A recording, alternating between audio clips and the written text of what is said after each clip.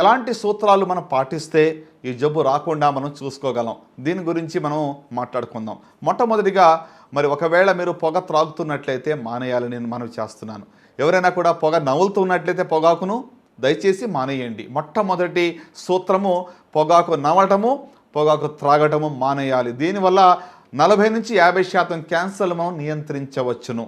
So కాబట్టి మొట్టమొదటి సూత్రము పొగాకు మానేయడము.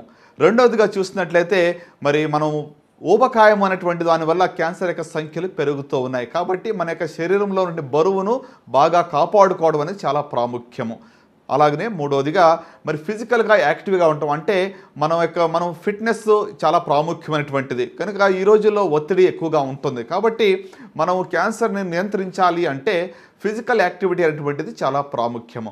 నాలుగవదిగా మనం చూసినట్లయితే మరి అధికంగా మద్యపానం సేవించడం వల్ల కూడా క్యాన్సర్ యొక్క సంఖ్య పెరుగుతుంది. కాబట్టి అది మానేయటం వల్ల చాలా చాలా మనకి లాభాలు కలుగుతూ ఉంటాయి. అలాగనే మరి ఐదవదిగా మనం చూసినట్లయితే అధికంగా మరి సన్లైట్లో ఎక్స్పోజ్ కాకుండా ఉంటాం. సుమారుగా 2 గంటల నుంచి 4 గంటల సమయంలో అల్ట్రా వైలెట్ రేస్ యొక్క రిస్క్ ఎక్కువగా ఉంటుంది. కాబట్టి ఆ సమయంలో ఎక్కువగా మరి ఎండలో ఉండకుండా ఉంటే స్కిన్ క్యాన్సర్స్ నుంచి మనం ప్రొటెక్షన్ మనకు దొరుకుతూ ఉంటుంది.